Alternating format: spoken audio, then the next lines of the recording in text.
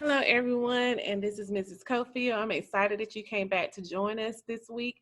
We're going to have an awesome week, and today is Monday. And realize that you are going to start the project that is behind me. You're going to start your value project, and you're going to need the following items. Make sure you have the paper to work on. If you need paper, I have paper in the front office. It's like a cream colored paper, or I have a white paper that you can do this project on. Make sure for this project, try to have a 1 inch border if possible, so you can fill in that space in the center. So the border is just making a line going around the edge to make it kind of clean and crisp with your piece. Don't forget your color scheme needs to not use every color in the world, but have a method to your colors. Think about like you see behind me, they use warm colors, and then they had cool colors in the section in the middle. Figure out what you want to put in your work. I'm really excited to see how these are going to come out. I want you to post your progress daily. Make sure that you post your project daily of your progress. Upload a picture on Schoology so that we can kind of see how it's going to come out. And I want you to make sure that when you do this particular piece, you can see it here on my green screen, so I'm trying to get you to see most of it.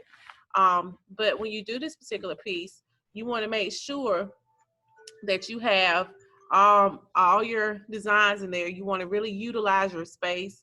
You want it to go from dark to light. And I want to also show you some more examples, and I'm going to share my screen with you. Okay. All right, so I'm going to show you some examples of this project. I'm going to go to our class, which is Art 1. And I want to go to this particular project, which is on value.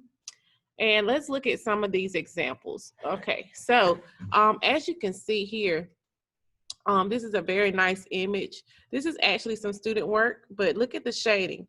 So notice how you can have, you can repeat certain colors and they really work together, like green and orange.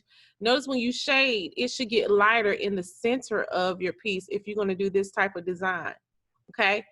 So very interesting color choices. Make sure it gets lighter in the center and it fades out from dark to light. So they started everything not in the center, but they slightly turned it to the left so that everything will radiate out from the center. So it's a radial design they did with this one. And it creates some type of optical illusion.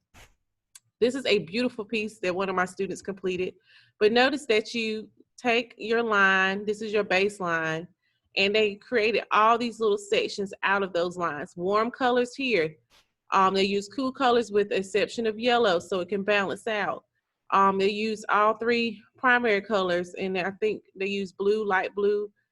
They use those, and then they use greens in here. So think about your color scheme and making sure that it repeats. Notice that they repeat in 3 sections. So these are kind of all the same. These are all the same, and these are all the same, which helps it to balance out. That's what you want. You want a balanced composition. So our essential question says, how can we use value to create a successful composition?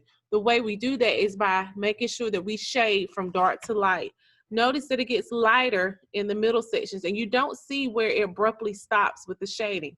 You want your shading to be rich. You want to press down when you shade and make sure it's dark. Make sure you have a Sharpie to finish your piece out. You see how they use Sharpie? Some people also do pen with this section in the center. So think about how you can incorporate that. Look at this piece. They decided not to, this is their baseline here, as you can see right there, but then they put this one in front of these, which creates an optical illusion that this one is in front and these are all behind. Look at how wide these sections are and how light it gets in the center. See how, if you look at an individual section right here, you see how they just shaded from dark to light. That's what you want with this particular project. You want to shade from dark to light if you decide to do this particular one, or you can do the one that you see behind me using Zentangle shapes. This is just the base to see how this project kind of starts off. But remember, you got to shade dark for your colors to really show out and show up. Okay.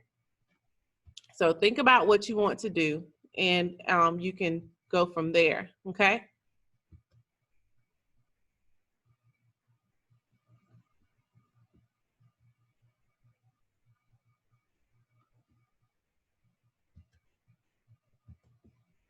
Okay, I think my computer froze, but I'm just going to continue on. And let me know if you have any questions. Okay. Thank you.